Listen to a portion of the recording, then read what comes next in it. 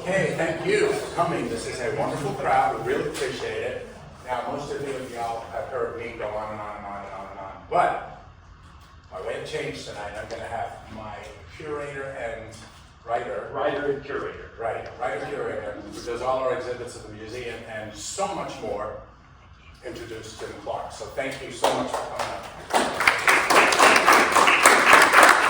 Will McCoy. All right, well, thank you all for coming out. We're really excited to welcome back the renowned Jim Clark for another talk here in our venue, Haller Hall, this time about his new book, The Lost Attractions of Florida. So, of course, the book will be available for purchase at the end of the talk, and Jim will sign it for you. And then also, additionally, this talk will be available on our YouTube channel next week. So if you have any friends you want to talk about how the great talk that you attended today, let them know and they can watch it online. So again, thank you all for coming out, and I'll turn it over to Jim Clark. Thank you. I've heard this before, these stories, but whenever I come to Winter Garden and drive down and go by the Roper Cooperative, I think about Roper and my two encounters with him. I had several, but two of them I remember.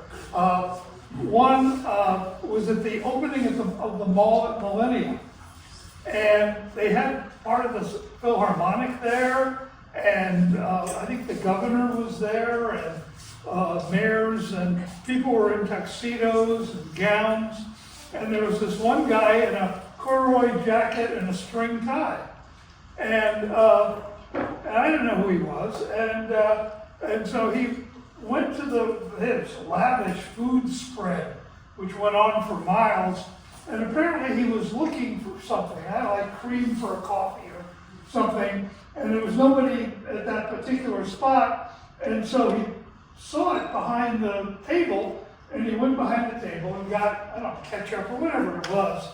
And while he was there, some lady came up and said, "Oh, can I have one of those?" And he said, "Well, of course."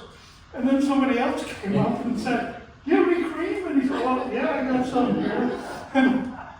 And pretty soon, people were coming up to him and, "Hey, can I have that? Can you get me that? Can I get a cup? Can I?" And so he was very nice, and he kept, and finally, the manager of the mall, Steve, I forget his last name, came up, and I knew Steve, and I said, "How's it going?" He said, "Oh." I said, "I don't know. Some lady complained about the attire of one of the servers," and I said, "Well, yeah, it's kind of weird." And he said, "Well, he's not a server. It's Bert Roper." And I said, and I knew the Roper name, and I said, "Well, why is he here?" And Steve said he owned all the land where the mall at Millennia now stands, and he had sold it to the mall developers, and so all that land out there was his. And later, I interviewed him for something related to history, and the Ropers moved down here in 1863 and bought their land.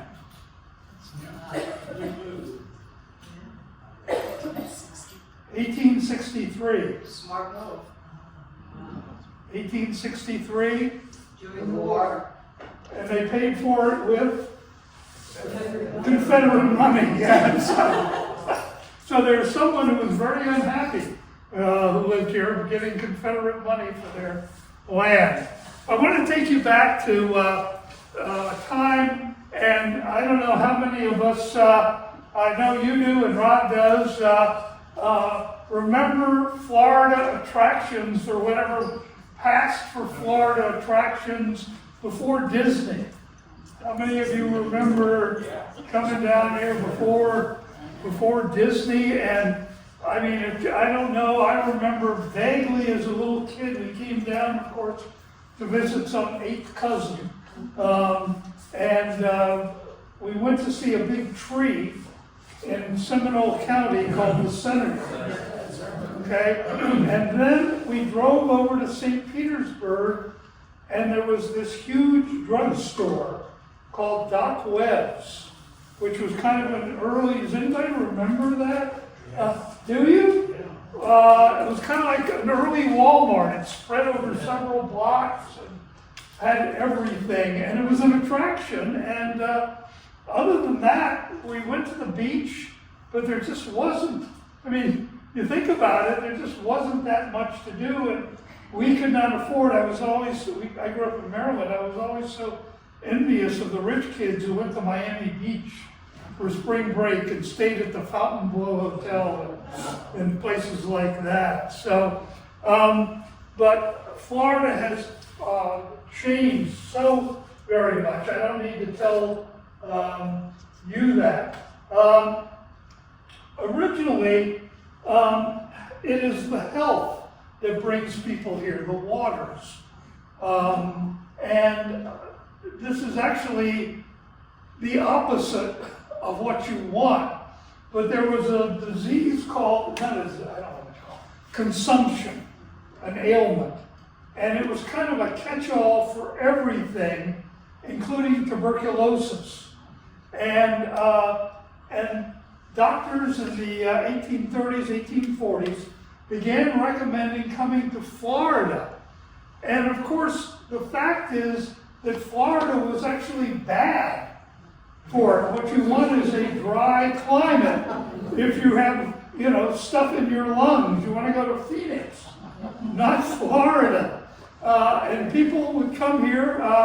One of the early writers was a doctor who wrote about bringing his ill wife here and saying that it was the greatest thing in the world, and did not mention she had died.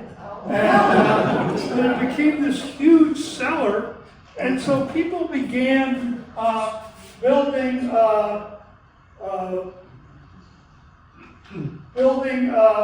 these structures. This is huge. Look at this. This is 4 stories tall in North Florida around one of the springs. And people began coming here in the 1840s, 1850s to check out the springs and what were supposed to be healthy waters. So tourism is health-based. It becomes money-based beginning in the 1880s, 1890s, primarily with Henry Flagler. Flagler had been John D. Rockefeller's partner in Standard Oil. And Rockefeller was the ruthless one. Flagler was the smart one. And Rockefeller could get in there and steal your refinery business or cheat you out of it. But it was Flagler, who was an equal partner, who came up with getting around the Sherman Antitrust Act, who broke it into parts, took Rockefeller's company, his company too, and they said, okay, you got to break it up. And he came up with a way to break it up. And most of us, well, some of them are still around. The Seven Sister Oil Companies, Esso, Chevron, Humble Oil in the Midwest. Anyway, American Oil was one of them, and Amoco. I can't remember the others, but anyway, so Flagler was very smart, and he had come here on a vacation to Jacksonville, which was about as far south as you went back then. And he came with his wife, and his wife really liked it and wanted to stay longer. And and he said, no, I gotta get back to work. I don't know, work. And she died shortly thereafter. And he felt, gee, I wish I had stayed, could have stayed longer, kind of a thing. But it did not stop him from quickly remarrying her nurse and bringing her to Florida on their honeymoon. Kind of a perverse thing. And once he got to Jacksonville, he began to explore possibilities. And a lot of people believed that he wanted to separate himself from Rockefeller. That here he was Rockefeller's partner, and when you think of Standard Oil, you think of Rockefeller. Almost nobody thinks of Henry Flagler. I think of Rockefeller. And so that he started getting in the railroad, getting in the hotel business to try to establish his own identity outside of the Rockefeller Standard Oil Company. And so he begins acquiring railroads. There weren't many, and they were narrow gauge, wide gauge, all kinds of things. And both he and a man named Henry Plant. Plant was an employee of something called the Adams Express Company. Imagine early FedEx. Adams Express was the way you move things in this country. They used the railroads. And I think they were based in Connecticut. And when the Civil War came, he was the agent for them in Atlanta. And suddenly found himself in charge. And all of a sudden he is moving all kinds of weapons and ammunition and everything for the Confederate government. And so he becomes extremely wealthy. And he also comes down here at the end of the Civil War, buying up small railroads, combining them. He goes to the West Coast. Those of you who have seen the beautiful Tampa Bay Hotel, that was his creation. He goes on down. It is Plant who invents the package vacation, which we take for granted. You know, like you buy a cruise and you go on the cruise and you pay one price. That was his invention, or his idea, that you would pay a certain amount. It would include your train fare, your hotel stays, your meals, everything. So he is the one who dominates the West Coast. Flagler, of course, concentrates on the East Coast and begins in St. Augustine, a sleepy, dirty little fishing village which had really fallen on hard times. There was nothing happy about St. Augustine when he arrived there, and it was really kind of a dump in a lot of ways. It had seen better days. And he picks it out to build the hotel, Ponce de Leon, beautiful hotel there, opulent structure. And I imagine many of you have been up there to see it, and begins inviting his wealthy friends to come down for the season, which ran then from December, first week of December, to March. And so his wealthy friends would come down and spend several months there. He then built the hotel across the street and for the servants. He had built the Ponce de Leon, and without thinking, these people are all going to have maids and butlers and everybody. And so where are we going to put them? And so he built the hotel across the street for the workers and for the servants of the wealthy people playing at the Ponce de Leon. A competitor, there's another hotel if you go there, a kind of catty corner to the Ponce de Leon. Somebody said, well, hey, this is a good time, and built a magnificent hotel there, and was getting the overflow from Flagler, and Flagler kind of reverted to his Standard Oil days and said, nobody's making money off my idea, and forced him out of business. And he acquired that hotel also. The problem is that well, first of all, that the people who come down want to do things.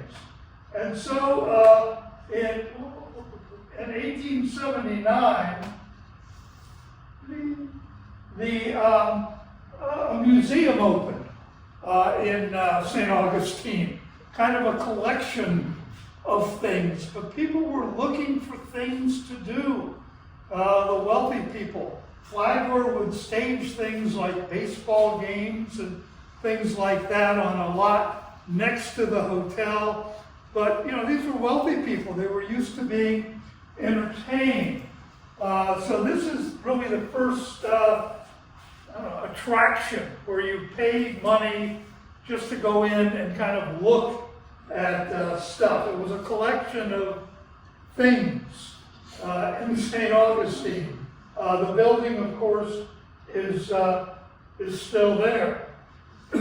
One day, out on the island, on Anastasia Island, they were doing some work out there, and there was an old shack that had been empty for a number of years, and the windows had been knocked out long ago, and there were gators in the area.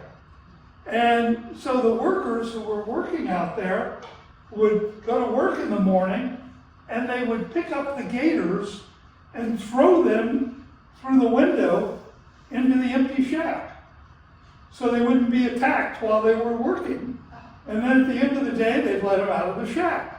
And they did this every morning. And one day, a carriage with some wealthy people came out to see the island, and they see these people throwing the alligators, and they say, could we see the alligators? And they said, no, we can't come out here, it's dangerous. And one of the rich people said, we'll give you a quarter. And that's the beginning of the alligator farm, which is still there today. Many of you have been to the alligator farm. And I don't know if it was still there. I remember seeing this about 30 years ago, and it showed how, sadly, the world had changed, that you could see the site of the original building. Unfortunately, it was a pipe sticking up about 50 yards in the ocean. There had been that much lost land. And so one of the things that plant develops is over on the West Coast. He builds a resort hotel to go with the Tampa Bay Hotel, which rises to fame in the Spanish-American War. It becomes the headquarters for the U.S. Army in Cuba. All of the ships, including Teddy Roosevelt, left from Tampa. And so the high command all stayed at the Tampa Bay Hotel. All the journalists stayed there. So everyone wrote about the hotel. This was the first real golf course in Florida. We're not, again, there are about 10 places that claim to be the first golf course. It's hard to prove. Many people believe the first golf course was in Sarasota, right downtown. I spoke there a number of years ago, and I thought everything was going splendidly. And I mentioned the golf course was where the library stands, which I was speaking at the library. I thought that was interesting, that they had torn down the golf course to build the library. And they had done this like 50 years ago. And all of a sudden somebody said, hey, they never should have done that. And people started bitching and yelling at me. Why'd they do that? They should have kept the golf course. Hey, talk about it. So as you know, living in Florida, every now and then somebody comes up with the bright idea to drain the Everglades. That swampland down there, we don't need the Everglades. And so in the late part of the 1800s, early 1900s, there was yet another one of these attempts to drain the Everglades. and it started to be successful. And the net result was that the Indians living in that area, Seminoles who depended upon the swamps for fishing and for their livelihood, suddenly were out of luck. Their land was being dried up, and they were losing their livelihood. And along about that time, some promoters in Miami came along and said, "Hey, why don't you come and work for us?" And they created Indian villages. This is the Alligator Pavilion in Palm Beach. And so the Indians would go there, they would live there. And you'd go and see them making Indian crafts, but the Indians would also wrestle the alligators.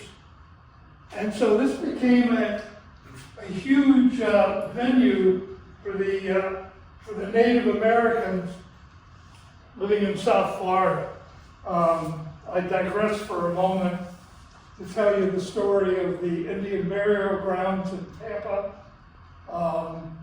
A number of years ago, they were building a skyscraper in Tampa, and they were digging down for the foundation, and they came across human bones, and they called in scientists and everybody, and they determined it had been an Indian burial ground. And the Seminoles said, "Hey, sacred ground, you can't build your building here." And the developers said, "Wait a minute, hold on a second." And so they said to the Indians, "Tell you what, we'll trade you. We'll give you some other land for this land." And the Indians said, "We've heard that before from you people." and so they said, no, we'll put in legislation, we'll make sure that this will be Indian land forevermore. And so they signed the deal, moved the sacred Indian burial grounds, really moving. Has anybody been to Tampa to the sacred Indian burial ground? The casino? Yes, the Hard Rock Casino.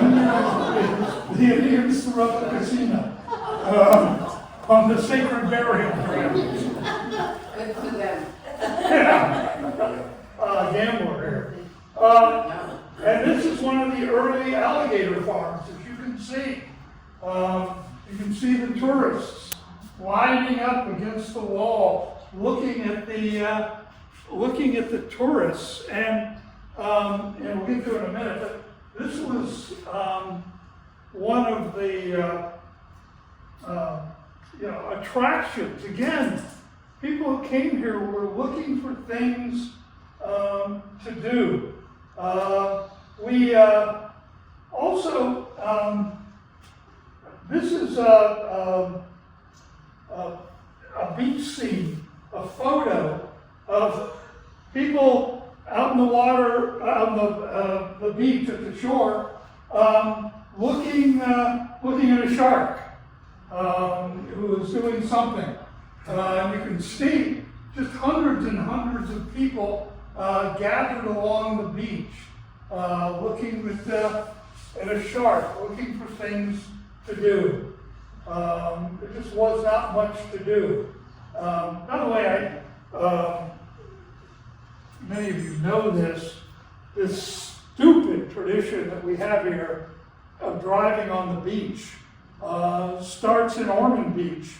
One of Flagler's hotels was in Ormond Beach. It was an existing hotel that he bought. What was happening was freezes. So there was a freeze that affected St. Augustine. His guests complained. So he moved down, not that far, to Ormond Beach. Automakers would come there to race on the beach, not just because it was wide and flat and available for racing, but also Flagler's wealthy friends were staying there. And so they wanted to catch their eye with their cars. People like Ransom E. Olds and the Oldsmobile. Henry Ford brought one of his early models there. And it worked. Rockefeller invested in one of the early car companies. He saw them racing on the beach, and eventually they would race between Ormond and Daytona. And that's why we have this stupid driving on the beach. I mentioned Plant. This is his package vacation. Both he and Flagler created something that was unheard of, which was the hotel chain. We take that for granted today. But Flagler intended, along with his railroad, to build hotels from St. Augustine to Key West. And the same thing with Plant on the West Coast. And so they created these chains before anyone else thought of the idea of chains. Yes? England and Ireland had them, the Great Southern and the Great Southern. Well, for us, though, in the United States. So it wasn't their idea. Well, in the United States, they started. I should have said that. You're right. Yeah, and those were connected to the railroads too. Yeah, you're absolutely right. And so Flagler goes to Ormond, and then there's another freeze. He tries to buy Titusville and Merritt Island. That was going to be his original ultimate resort, but he became convinced that Colonel Titus, as in Titusville, was holding him up.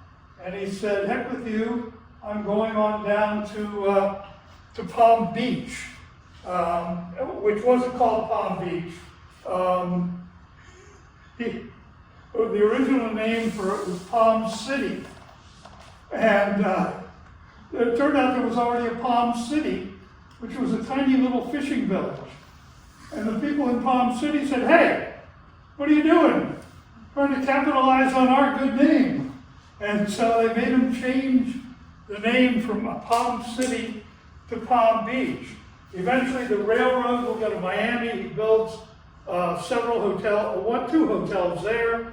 And then that unbelievable highway, gosh, talk about an engineering marvel, to Key West and the railroad. And then builds the hotel, which is still there. Has anybody seen his beautiful hotel, the Casa Marina in Key West? Have you seen it? Isn't it beautiful still today? And then he had one at one of the keys, like a fishing camp kind of a place. This is Dixieland in Jacksonville. It was the first amusement park. It had rides, it had characters, it had music, it had special guests. John Philip Sousa and his orchestra played there. Had, Wild West kinds of shootouts and major attractions, and was extremely popular. And then it fell out of favor. And I've read a lot about it, and I cannot quite figure out whether it was bad management or what went wrong with it, because it was packing people in, and then it just went away. Kind of a sad thing. This is my favorite attraction.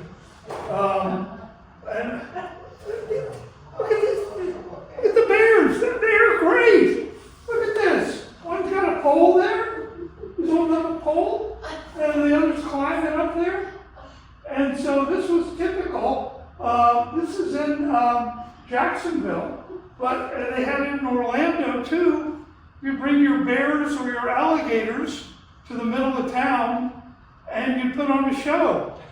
If you ever go to the History Center in Orlando, there's a statue of a guy wrestling an alligator, which is true. His shtick was to go on Orange Avenue, the main drag of Orlando, and he made his living wrestling an alligator. And people would throw change and say, hey, that's really good. So these are the first kinds of things.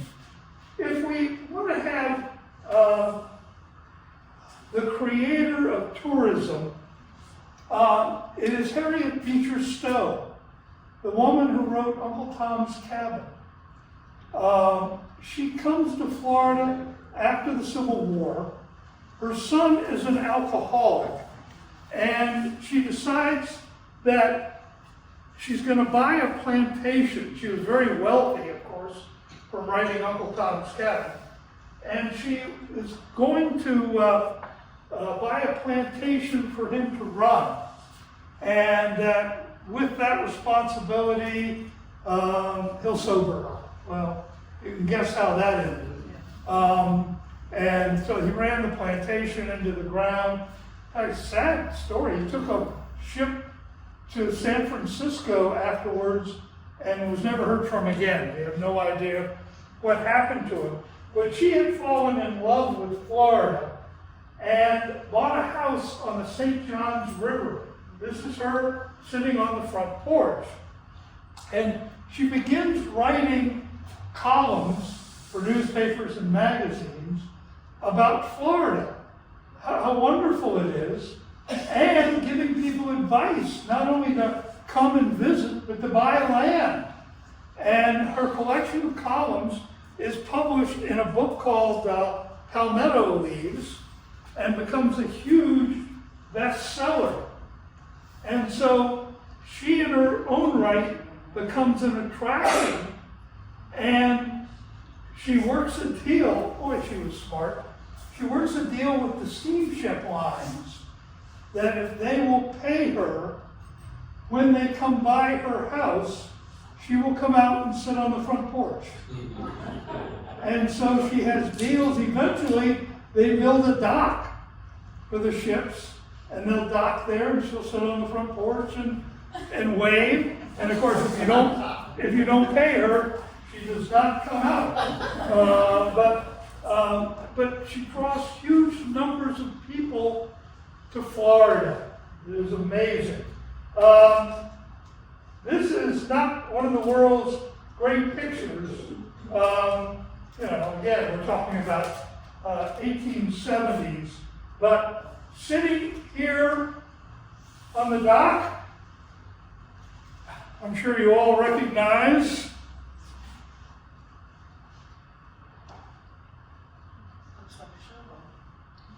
Ulysses S. Grant. Grant is on the dock there, on the ship. He comes down to St. John's, one of the celebrities. This became a huge thing, that if you were a celebrity, you wanted to come to Florida. He comes here, strangely enough, seeking the Republican presidential nomination. He had served 2 terms and wanted to serve a 3rd consecutive term, but the Republicans had had enough of him. And so he sat out for 4 years, and in 1880 ran again. And so he came here looking for delegates to the convention. And so he went on to St. John's. So that becomes an attraction in itself. You can buy a ticket, or you can buy a package. Do you sit inside? Do you sit outside? Do you sit on the upper deck? Do you get a meal with your ticket? All kinds of price structures as you can see. And you can also see the connections you can make, which eventually will take you places like Havana. You can go from Jacksonville to Havana by ship and then rail and then ship and rail and ship. And so this becomes the way to sail. The springs, Silver Springs, become a huge draw. Many of us have been there and seen it.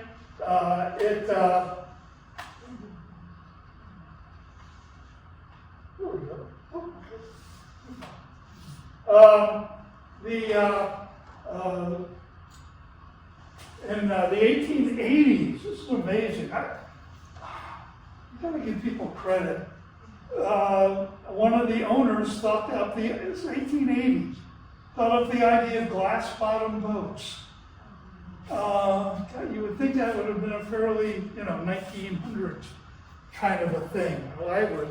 But they come up with this idea for the glass bottom boats, and of course it is, crystal clear back then. You can see everything. It also becomes a movie site along with other things. Some of us remember the Tarzan movies that were shot there, or my favorite, The Creature from the Black Lagoon, that was partially shot there, but also in North Florida. So this Silver Springs is the #1 attraction, and a ship you just saw would take you down the St. John's to Silver Springs, and brings in huge numbers of tourists. Across the way was Paradise Park. Remember, this is in the Jim Crow era, and they had segregation. And so if you were black, you could not go to Silver Springs. So on the other side of the springs, this is the University of Illinois basketball team, which came to play a game here. And they could only go to the African American attraction. That is also the death of the Ponce de Leon Hotel. I love this. People not thinking. Gator Bowl's coming along, and the local communities there want to be involved in the Gator Bowl. Yeah, we want to be involved in the Gator Bowl. And so they had bids, and the Ponce de Leon successfully bids to host one of the teams. Wow. And I want to say it was Northwestern, one of the school like that. And so the Northwestern team shows up and includes African Americans. And the Ponce de Leon is segregated by law. Well, they can't stay here. And they're going to stay here. And they can't stay here. And it is owned by the heirs of the Flagler family.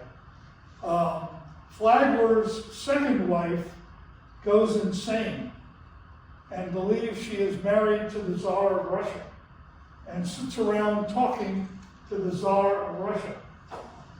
And so Flagler, ever the sentimentalist, says to his lawyers, get me a divorce and let's put her in a mental hospital. Sensitive fellow. And so the lawyers go to court, and it turns out insanity is not grounds for divorce in Florida. I can see why. Well, yeah, because any man could get a divorce then if insanity were grounds. And I was thinking, there's a lot of men I met in Florida are insane. Yeah, but this is only for women being insane. See, we're only concerned with insane women. And so at the time, the Baptists controlled the state legislature, very conservative Baptist state. And the head of the Baptists, their office was at Stetson University in DeLand. I don't know if anybody's been to DeLand. I love this. And so in rapid order, Flagler, the legislature votes to change it, making insanity grounds for divorce. Flagler gets his divorce, and they change the law back again. And magically, at Stetson University, and it's still there, Flagler Hall appears. Thanks to his generosity, it is still the administration building.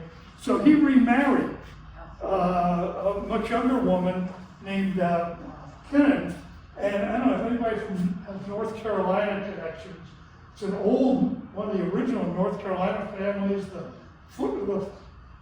football stadium is still named Kennan, and the business school is named Kennan. And then a few years ago, somebody wrote a book pointing out that the Kennan for whom it is named was a mass murderer of African Americans in Wilmington. Oh, great. And yeah, so it's now named for his son. So it's Kennan Jr. Stadium.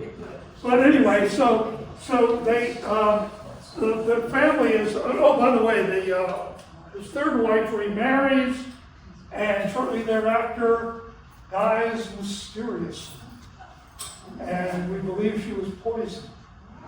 And a few years ago, the family, the Bingham family in Louisville, said, we want to put this to rest. And they dug her up, and they did an autopsy to prove that she had not been poisoned. Was she poisoned? Well, we don't know. Strangely enough, they wouldn't release the results. So you can guess as well as I can. But the family basically, you see oil trucks, Kennan Oil, Kennan Oil sometimes. They still got the money. And so they're saying, we don't need this hotel stuff. We don't care about it. And so they closed the hotel after the Gator Bowl incident, and then eventually gave it to Flagler College. If you're ever up there, you can go on a tour of the building. The automobile comes along, what was that in a minute, and everything becomes an attraction. And some of us can remember people would just have a little stand, and they'd have a sign out front, cold drinks, see the alligators, and you go inside and they have a couple of alligators there, and this was big stuff if you were a little kid. And you buy a Coke and some oranges, and you could always ship the oranges. My mother loved to ship oranges to people. I have no idea what happened to them. And so people began opening these tourist attractions. This is one of my favorites. It's an alligator farm in somebody's house.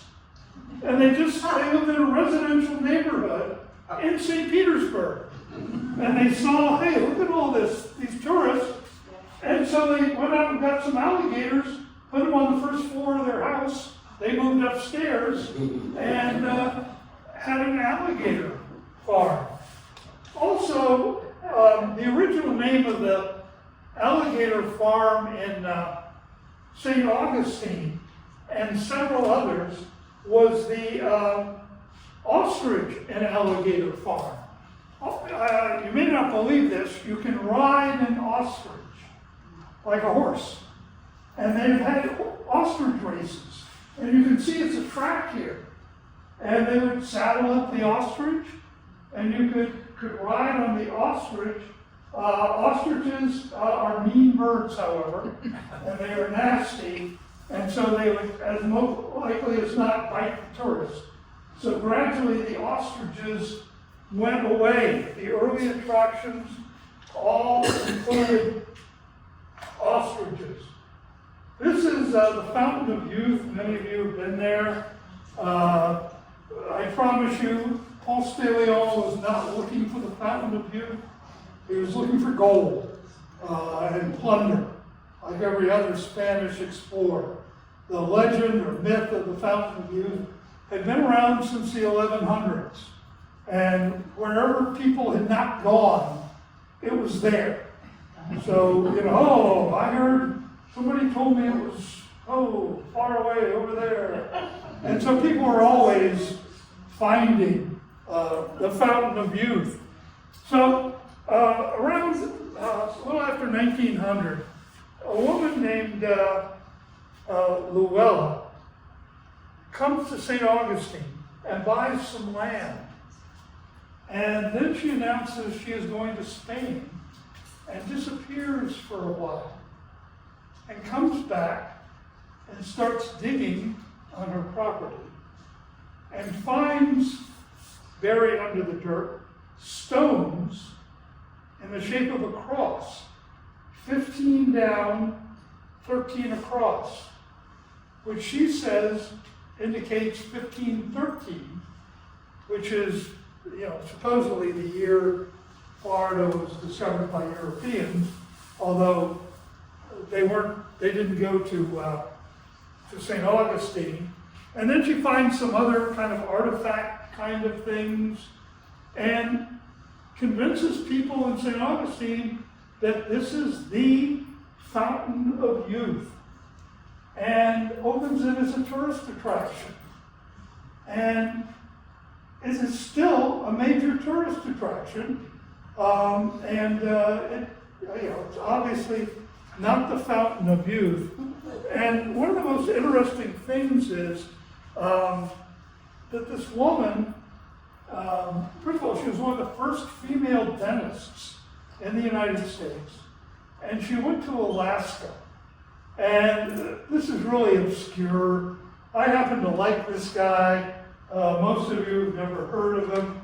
A poet called Robert Service, who wrote Alaska poems, really kind of He-Man kind of poetry. And the one that's probably best known is a poem called Dangerous Dan McGrew. Oh, yeah. And so she was in Alaska, and the poems she wrote were true. There was a Dan McGrew who got killed in a barroom fight.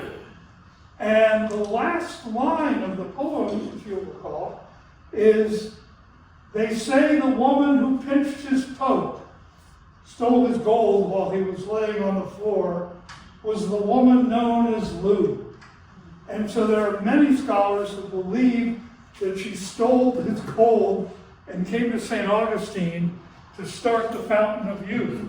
The Saturday Evening Post, years ago, this in the 40s, did a story saying it wasn't true. This was not the Fountain of Youth. She sued and said, how dare you? And it went to court, and as often happens in these things, they lost in the local city court, St. Augustine, which is predictable, and then they appealed, and they got tired, hey, we'll give you a few $1,000s to go away. And so she was able to say that she defeated the Saturday Evening Post magazine and proved that this was, in fact, the Fountain of Youth. The people coming now in the 1920s are known as tin can tourists. Look at this highway. This is US 1. This is this is it. This is the big highway, which stretches from Michigan down to South Florida. This was it. What did I say? Maine. Michigan. I've been watching too much basketball. Maine, down to Miami. And so once the roads get going, it's going to bring huge numbers of people in their cars.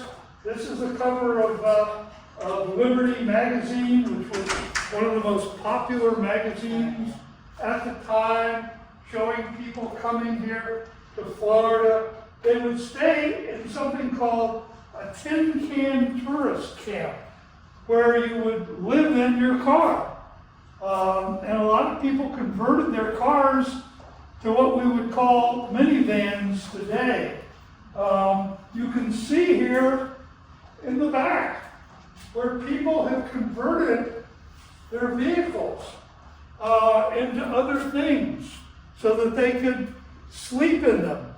The tin can tourists generally had a bad reputation. They were staying in these camps for almost no money, and the merchants in Florida said that the tin can tourists came with one shirt and one $10 bill and did not change either one of them. And so, but this is the beginning of these major attractions. And so it goes like this. The Alligator Ostrich Farm now builds a huge building. This is from the 1940s. There were 2 Florida reptile lands. And so tourism is becoming huge. We are drawing huge numbers of people. This is one of the Indian places in South Florida. It is, again, gave Indians a livelihood when they needed it. As you know, the Seminole Indians are unbelievably wealthy today. You know, somebody told me if you sold all their holdings and gave every Seminole a share, they would each get $5 million. Okay, is that wealthy? That this is marine land. Have you all been? Have you been to marine land? Has anybody been there? Yeah, it's kind of sad what's happened.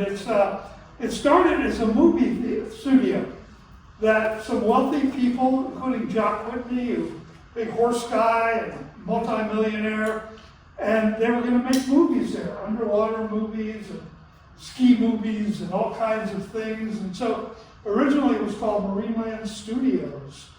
And it proved extremely popular. The problem was it was sandwiched between the beach and the highway and couldn't grow. Couldn't go anywhere. In fact, the beach was moved. You can see the beach, how far it goes back then. The beach was coming up, and the highway obviously got wider. And so kind of it's gone through 5 or 6 ownership changes, bankruptcy a few times. They put in rides in an amusement park. Have you been to across the street? But of course, to get to it, you had to cross US 1. You know, come on, kids, let's cross US 1. So you can imagine how that was. After World War I, a guy who had been a Navy diver I'm World War II, thank you. After World War II, a guy who had been a Navy diver came up with 2 ideas. One was a breathing apparatus that would pump air into a small tube as opposed to having, something covering your whole face. And his second idea was to open an attraction in Florida with mermaids, utilizing this breathing apparatus so they could stay underwater for unlimited periods of time. And so Weeki Wachee was born. Again, anybody been to Weeki Wachee, I'm curious? Wow, that's pretty good. Yeah, has anybody been there recently? The state now is running it. Somebody pointed out that the budget line in the state budget is mermaids. Kind of strange. Where did they get the name Weeki Wachee? He thought it up. I think it was the name of the springs originally. And he bought that piece of land. And then ABC, the television network, came in and bought a whole bunch of attractions, including Weeki Wachee and I think Silver Springs. By the way, in case anybody asks you, the monkeys in Silver Springs were a gimmick for Silver Springs. They are not left over from the Tarzan movies. Everybody thinks they were left over from the Tarzan movies. And this is my favorite attraction. This was in Daytona Beach. This sounds like the worst idea in the world. So it was a guy who loved orchids. And the thing was, you would buy your ticket to this tunnel under the ground. And there would be glass panes in the roof. And you would walk through the tunnel, and in each glass pane resting on it was an orchid. And, oh, that's pretty good. And when you got to the end, you'd say, I'd like to buy the orchid there. And you'd buy an orchid. You're not going to believe this, but this did not draw people. And so they needed another gimmick. It was the 1950s. We were all worried about the bomb. So they changed the name to the atomic tunnel. That in case of a nuclear attack, you would be safe in the atomic tunnel. Well, that didn't work either. And so, again, they got the glass still. And so they would have catfish walk across every now and then. And so you'd be in the tunnel, look up at the glass, and see a catfish walking across. That was it. And for some reason, that didn't work either. But I love this. This is Cypress Gardens. One of my favorite stories. It was a swamp. A guy named a promoter named Dick Pope, who was from Winter Haven, came down. He had read about a garden in Charleston, Middleton Gardens. It was hugely successful, and he built it, and it had beautiful gardens. And as late as the 1960s, it and the Grand Canyon were rated as the two leading tourist attractions in the United States. And this guy, Dick Pope, went off to war in World War II, and there were a lot of soldiers, of course. And so one day a busload of soldiers came down and, basically said, this is it, a bunch of plants and trees. And that's it. Yeah, I guess that's it. And so on the spur of the moment, they improvised and put on a water ski show. And then it became part of their thing and became world famous for water skiing, but nobody intended it. Dick Pope, sadly enough,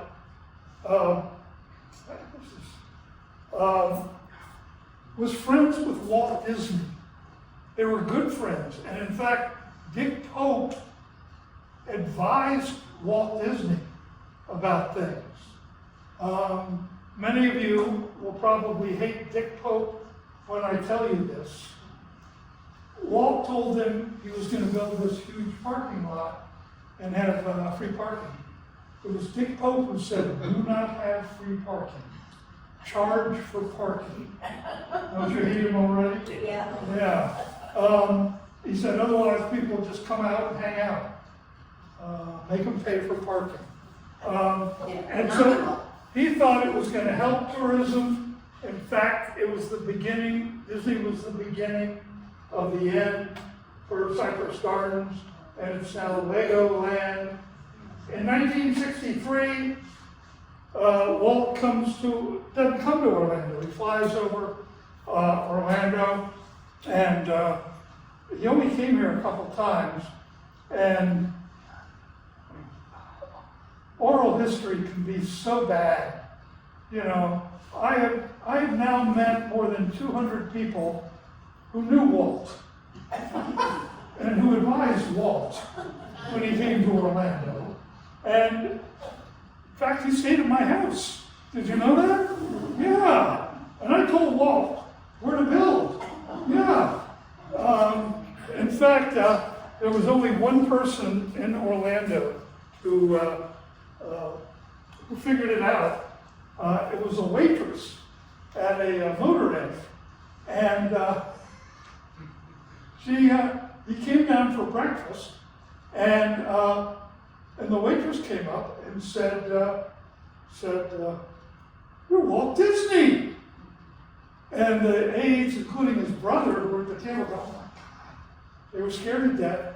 if people knew he was buying land, the prices would soar. They only paid an average of $25 an acre for the land. And so he said, no, I'm not Walt Disney. No. People tell me I look like him, but I'm not Walt Disney. And the waitress says, yeah, you're right, he's much better looking.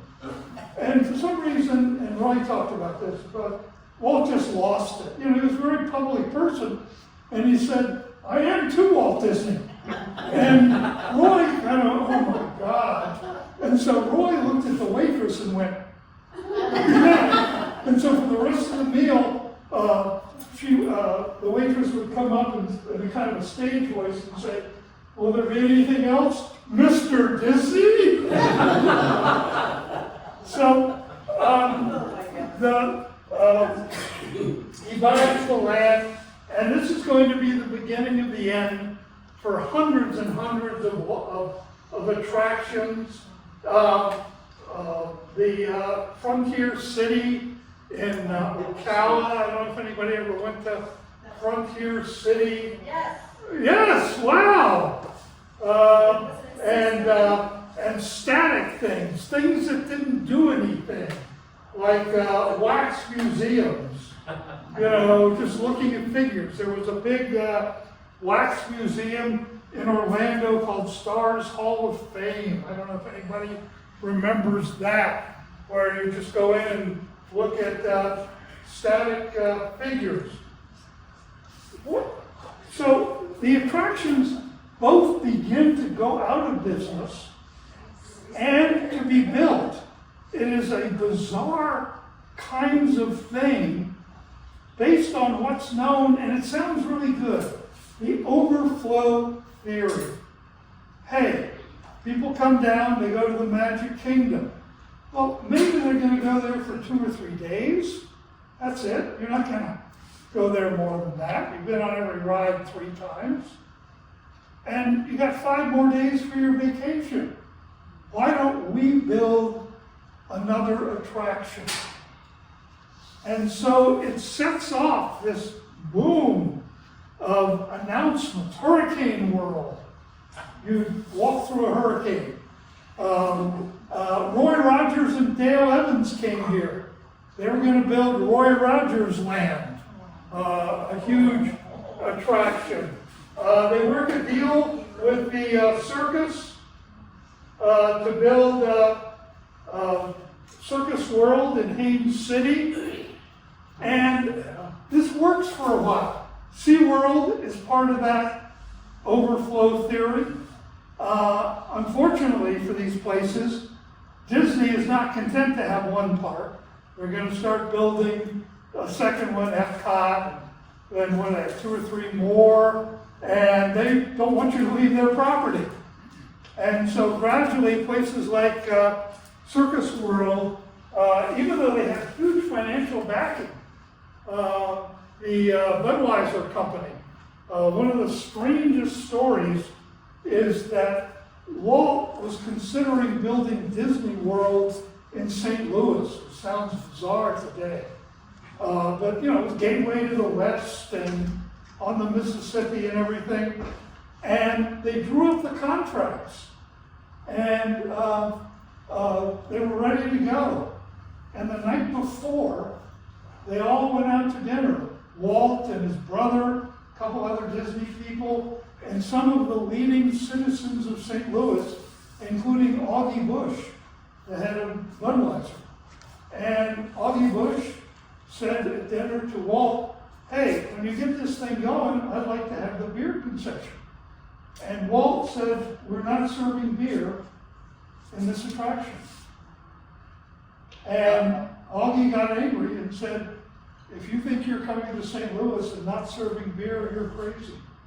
And they canceled the press conference the next day. Augie Busch was angry, even though he had screwed everything up. And he said, well, this doesn't look that tough. Operate an amusement park. And so he took his brewery over here in Tampa, added some bird acts, and it became Busch Gardens. There's one in Williamsburg, Virginia. they owned SeaWorld and they owned Circus World for a while, and they owned Cypress Gardens for a while before getting out of the business. And of course, finally, Universal Studios comes in. I didn't understand this. Universal Studios had begun planning like in the 60s, early 70s. They're weird. They're more of a co-op than a company, or they were back then. And so they would get people involved in things so that, hey, like to invest in a movie. Hey, you want to invest in this movie? And I'll get you to invest and you to invest, and then I'll get you to direct it and whatever. And so they tried the same thing with the amusement park, and they were going to get people not only involved financially, but also creatively. Go to Steven Spielberg and say, hey, we'd like to have a Jaws attraction. Will you, for a piece of the action, will you give us the rights to that? And so it took forever. That's why they were so late getting open, and now they're about to open up a second park, Epic Universe, and it will probably, sadly enough, mean the end for some other places. Gatorland, everybody been to Gatorland? Is one of the oldest survivors, opened in 1949, and it's still going strong.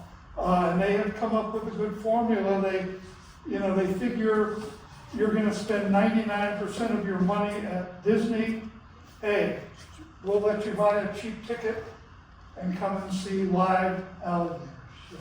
Any questions, thoughts, places you've I been? have a question. What do you think was the demise of They tried to change, and they were static.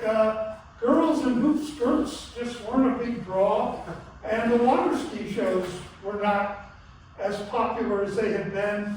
Then, like a lot of attractions, including Marineland, they added kind of B-level rides. Not the great roller coasters like at SeaWorld, but, in fact, almost all the rides were used. They'd find some carnival that, hey, we'll buy your old rides. And so Gatorland has remained basically true to what it was 80 years ago. They haven't tried to, gimmicky it up. And so I think that was the problem. Plus, They have zip lining. they have added zip lining, you're absolutely right. But they've not added, like little kiddie rides, which a lot of them did. No, but zip lining over the alligator thing. has Yeah, its own have you done that? No, Oh, my family wouldn't let me. oh, Was there any idea to try and have a link with Cuba and have a Florida Cuba, Afraid I wouldn't come back. tourism bubble type thing? no, I've never heard that. I think, up until Castro, we were competing with Cuba for tourists.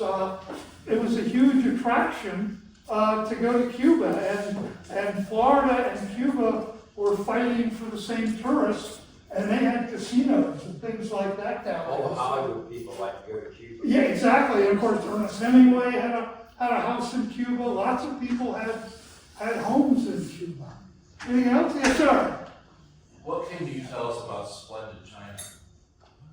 What a disaster. Oh, God. But it was beautiful. I lived on Formosa Boulevard. Really? All during the construction of it, no George Chen. Actually, he did sleep at my house. Did you really? Wow. Because he was building this thing. He went to China to get all these workmen who didn't use any nails in any of the buildings. Yeah. No nails. And it was absolutely beautiful. But Americans don't want to come and see nice buildings and a picture of reproduction of this and a reproduction of that. But also, like the Great Wall, it was to scale. So And it it was wasn't all like, gilded with real gold. but it was not, No. It was not. everything was kind of smaller, and some promoters it got the government of China involved and got money from China to build this thing, and the original acts came from China. They formed a town, all these Chinese businesses, they all came. Yes. I mean, you'd see them coming. They were some of the most talented people. Acrobats. Acrobats, you're absolutely right, in China, and it just never caught on. And then it started to have financial problems, and as always, I can't remember who the bad guy was, but there was somebody who was skimming money, and George's mother decided, George's family, she was a very powerful person. okay, And they decided to end it. And actually, George went on to practice and learned how to be a high wire artist and served to Sir Len, and wound up marrying one of the women who did that, and has children. then China thought it was being ripped off, and the Chinese workers thought they were being, everybody ended up being unhappy. Plus, one of the things that's happened is that with some of these attractions, they were on very valuable land. And so if your attraction was the least bit in trouble, you would, hey, I could make $1 million closing it and selling the land. I will tell you my favorite Disney story. I tell this every time. It's hard to imagine. Walt flew over Orlando, and where I-4 and the Turnpike meet today, he said, that's it. Had he gone and looked at it, he probably would not have said, that's it, because it was underwater. And you've heard about like underground tunnels at Disney. Those aren't underground. Disney is 16 feet, in the Magic Kingdom is built on 16 feet of fill dirt, which is what created the lakes around Disney. And so they had to spend an extra year compensating. So when they went out there, they used these flat-bottom boats and sticks, kind of like in Italy, Venice or something, to go through the swamp, and they had to take everything with them. They'd take backpacks and a lot of more pith helmets. It was like going into the jungle. They took their food and water, they took toilet paper, anything they were going to need while they were doing survey. And remember, this is all secret, hush hush. So one day they're out there and they say, well, I'm going to go survey over there. And they find this diner in the middle of nowhere. And it's attached to a chicken ranch. Guy raises chickens and eggs. And they go in the diner. And it's got hot food. It's got a bathroom. It's got cold drinks. They think they've died and gone to heaven. And so this becomes their big hangout. They no longer have to take everything they're going to need. It becomes the answer to a prayer.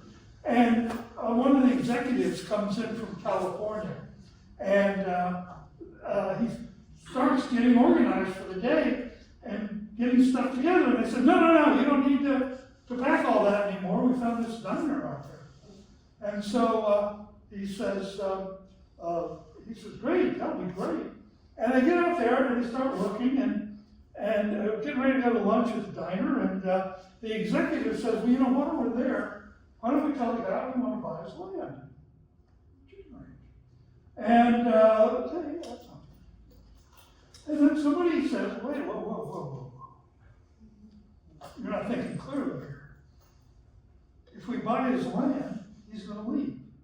We're going to lose the diner. Let's wait to the very end. So they wait to the very end. And they go to the guy and they say, well, we'd like to buy your land. And the man, according to Roy Disney, starts crying. And he said, you have no idea how I prayed for someone to buy my land. He said, sometimes at night I've gotten down and prayed to God to send someone to buy my land. He said, I don't have a family out here in the middle of nowhere, all alone. You can't imagine how lonely it is. And boy, I prayed for this. But you know, lately, business has been so good. It was the only piece of property Disney did not get. Wow. And if you go there today, maybe some of you have been there, if you know where the Grand Hyatt Hotel is, that was the chicken ranch. Hyatt ended up with the chicken ranch, not Disney. Well, thank you all for coming. Oh, wait. I noticed you left out one beloved Central Florida attraction, Citrus Tower in Claremont. Oh. Is there a reason for that? Oh, that's another, yeah. The Six Citrus guns Tower, they used to have 50, no, well, at one point they had 48 trees for every state. And then they added Alaska and Hawaii. And every governor had a tree. And they would send that governor the oranges from his or her tree every year. And it was a huge attraction. And it's owned by somebody and it's still open. You can still Well, go. right beside it is the president's. Pardon? Another attraction right beside it in the parking lot, there's the Hall of Presidents. Hall of Presidents, yeah. Yeah. But again, 27, I didn't go into it because of time. 27 coming down through Claremont and going on down all the way to the Bok Tower. That was the huge tourism route. There was a thing called Masterpiece Gardens, which was a mosaic of the Last Supper, which was huge. I mean, more than this wall right here. This huge mosaic, and you bought tickets, and every hour they would open the curtain and you look at the mosaic. And then they close it. And then an hour later they would open it again. But you'd go down to Citrus Tower and President's Hall of Fame, and then you'd go to Masterpiece Gardens, you'd go to Bok Tower. Right beside Circus World for the baseball city. Yeah, well, that came later. That was another, boy, that'll work, yeah. You also talked about Universal and MGM Studios. Yeah. There were movie studios in Jacksonville, Florida in the late 1800s and early 1900s. Including Thomas Edison's. If you ever go there, one of them did not get torn down. Norman Studios is still there, and you can go inside and see what a 1900 movie theater looked like. Eventually, the people of Jacksonville defeat the incumbent mayor and elect a mayor who campaigned on a platform of running the evil movie people out of town. And there were 20 movie studios in Jacksonville. And of course, they went to... That was before Hollywood. Yeah, and they went to Hollywood. Yeah, they left Jacksonville and went to Hollywood. Only the Fleischman brothers remain. Anybody remember the Fleischman brothers? Fleischman liquor. No. No. But the Fleischman was quicker. Mayonnaise? Margarine. Cartoons. Mayonnaise. Popeye. Nancy. Sluggo. Oh, I didn't know that was The Fleischman. crude cartoons that were always, kind of crudely drawn. Those were, in fact, they moved from Jacksonville to Florida to continue. Rockefeller had a plant, a nice little lean-to up there at the land. Still there. I didn't know that. I knew he had a house. If you ever go to Ormond Beach, the It's Rockefeller like 2 house. blocks from the Veterans Museum, which has Okay. a nice collection of art and a garden as well. But yeah, it's a nice little lean-to. Huh, I can imagine. Yeah, if you ever go to Ormond, the Rockefeller home is now a museum, and you can go through that part. The casements, Yeah, absolutely. Anything else? Well, thank you so much for coming.